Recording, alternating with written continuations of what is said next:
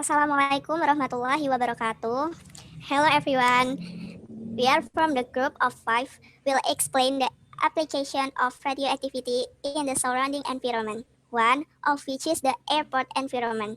Before entering the explanation, introduce our members. My name is Rifda and our friends there are Devi, Safira, Anindya, and Adit. The outline of the topics discussed is first, application of nuclear physics in the environment. Second, radioisotope or radioactive material. Third, radiation detector and how detectors work. Fourth, radioisotope decay process. Fifth, the advantage and disadvantage of the detector. And lastly, reference. First, applications of nuclear physics in the environment. In fact, in everyday life, we also encounter a lot of radioactive materials that decay, of course, interact with the body continuously, such as asphalt, factory waste, even food, because the exposure that occurs has a small value, so that it can still be tolerant. One of which is the metabolism in our body. One of the places that can cause radiation exposure unconsciously in the airport. The use of X-rays as a tool for security checks or security screening.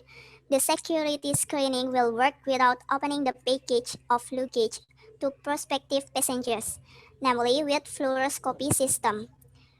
This will make it easier to detect goods so that it can optimize security at the airport. This fluoroscopy technique system utilizes X-rays with a large energy, namely 140 until 160 kilovolt, so that X-rays are able to penetrate test objects that have more thickness. However, the greater the energy, the greater the potential for radiation hazard to the biological elements is it exposed to. The radiation exposure that occurs is not so great based on the results of research conducted by the Health Physics Society in the journal Radiology 2008 found the airport body scanner provide zero point 0.1 microsievert of radiation per second. Meanwhile, based on the standard NBD, the allowable annual amount is 50 millisievert per year, or 25 microsieverts per hour.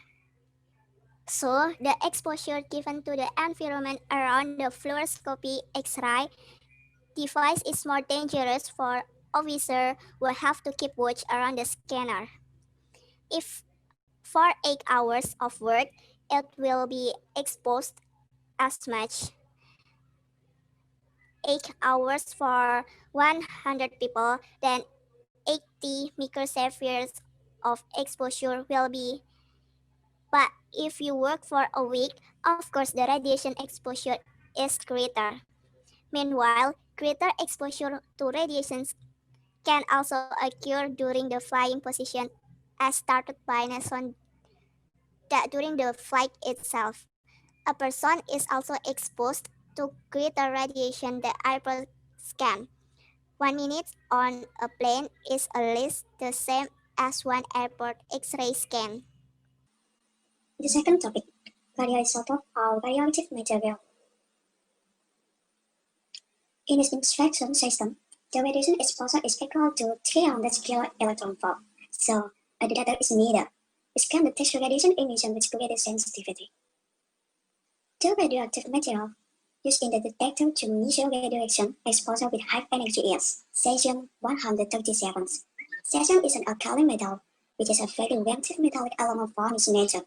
Cesium-137 is a chemical element that is radioactive in many common way with a half-life of 30.17 years. Cobalt. Cobalt is naturally a chemical element which has similar properties to those of iron and nickel. As the atomic number 27, there is only one stable isotope of cobalt, which has an atomic mass number of 49. However, there are many unstable or radioactive isotopes, two of which are of commercial importance, cobalt-60 and cobalt-57. Small amounts of cobalt are naturally found in most rocks, soil, water, plants, and animals. Usually in small amounts. The level of cobalt-60 is 5.27 grams. Cobalt-60 is used as a source of gamma rays for sterilizing medical equipment and consumer products, for radiation therapy for treating cancer patients, and for manufacturing plastics. Silver bromide, a salt salt that doesn't dissolve water due to its unusual sensitivity to light. This property has allowed the Jesus halides to form the basis of modern photographs material. Salts can be found naturally as the mineral bromide. A bromide, which darkness when exposed to light, is used in the manufacture of photographic emulsions. Under standard condition, it is a white water-soluble source consistent of a 1.1 crystal of sodium cation and it dies anions in the crystal lattice. It is used probably as a nutritional supplement and organic chemistry. Crystal used combined with a proton multiplier tool. In a technical assembly, then sodium iodide is hygroscopic. Crystal with high levels of doping are used in the X-ray detector with high spectrometry. Sodium iodide can be used both as a single crystal and as polished crystal for its maximum emission wavelength is 415 nanometer. Point 3. Radiation detectors and how detectors work. In radiation detection in the airport environment, two different dosimeters can be used, namely for area and personnel. There is monitoring area, supermeter gamma TM91 and supermeter gamma FG 6000 and 600. And there is monitoring personnel. There are TLD or thermoluminescence dosimeter, pendulums, and film gauge. Digital measuring instrument used to monitor radiation exposure generated by electromagnetic wave. This radiation monitor tool is widely used to determine the strength or magnitude of beta, gamma, X-ray, and nuclear radiation. The number of light sparks received by PMT is small, then amplified a pulse or signal can be detected at its output. The incoming signal to the PMT is amplified up to 10 power 6 times. When radiation enters the crystal, its energy will be absorbed into several electrons in the valence band so that the electrons jump to the conduction band. The electrons return to their original state through the energy band of the activator material, will emitting light. The tube is equipped with a photocathode. The electrons are directed towards the diode, which transmits some of the secondary electrons towards the diode. This collection of electrons is converted into electric pulse with a capacitor. The FT 600 and 6000 and TLD work in the same way, namely with crystalline materials. The absorption of radiation energy by the crystal results in the appearance of atoms in the crystal theory, causing electrons and free holes in the hot glow crystal.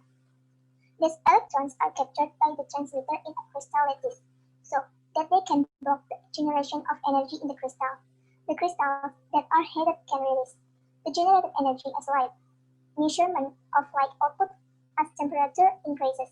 Where the maximum light output occurs is a measure of the energy binding of the electron ion in the captured hole. The amount of light measured is proportional to the number of electrons captured by the absorbed energy from ionizing radiation. So, the light intensity emitted when hitting the hot phosphorescent crystal is directly proportional to the radiation dose absorbed by the crystal. How the film gauge work? The element used is silver bromate ions to silver when exposed to radiation. The more radiation that hits, the more silver ions change latent image. This causes a defect in the crystal arrangement of silver bromate, which is a long gap in the path of radiation that hits in the grain. Before reading the radiation, a washing process is carried out with a chemical developer solution to convert silver plus to black silver atom and remain attached to the film will bromate ion become bromate atom and dissolve. The level of blackness of the film is proportional to the radiation energy that hits it. The information generated by this film detector is the accumulated radiation intensity value because during the process of washing the film, The radiation intensity will be in the stored position or fixed delta. How the PEMDAS work? This dosimeter uses an ionization chamber detector, and the principle works the same as the ionization chamber detector but does not produce a direct response. The construction of this tool is in the form of a glass cylinder. The cylinder wall functions as a cathode, while the metal axis with a quartz needle is an anode or positively charged. In its use, the radiation entering the detector ionizes the glass.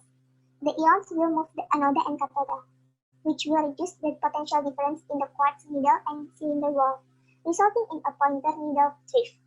The deviation of the needle is proportional to the number of doses the detector receives. Before use, this tool is usually carried out charging to divert the needle pointing to zero value. The value indicated by the quartz hence must be calibrated against the dosimeter value at regular intervals. Radioisotope decay process. This radioactive decay is used in dosimeter.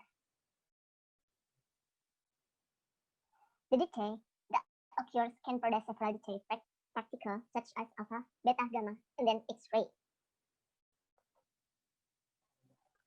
Cesium-137 has a half-life of about 30.70 years, approximately 94.6% decay by beta emission to the main stable nuclear isomer of barium-137.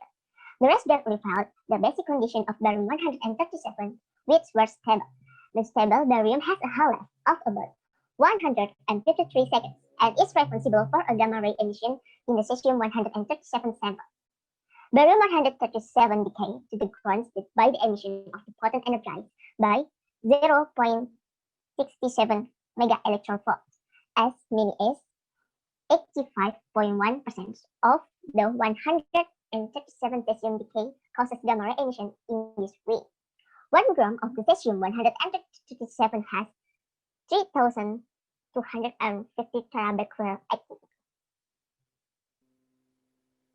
Cobalt-60. The diagram shows the simplified decay scheme of cobalt-60.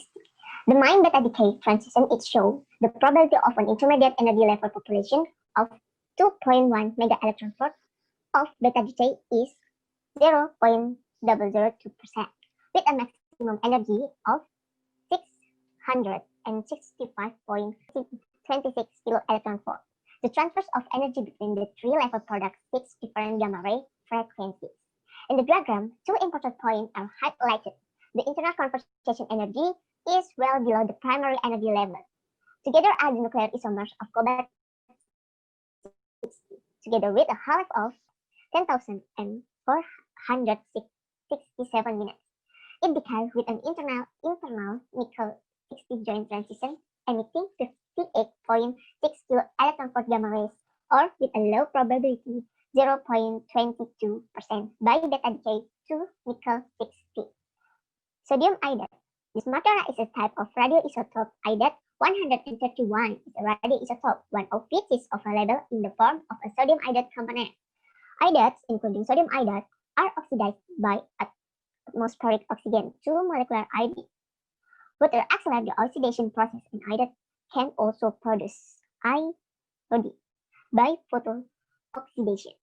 The radiation energy by the crystal results in the appearance of atoms in the crystal, causing electron and free holes in the crystal to glow out.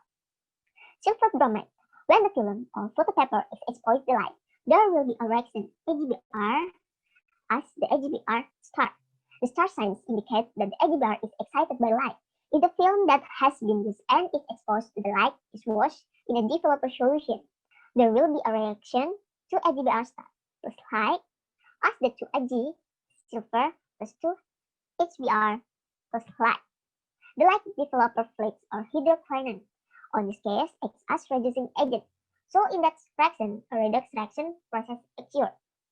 Whereas the oxidation lighting have the 2 molecule hydrogen.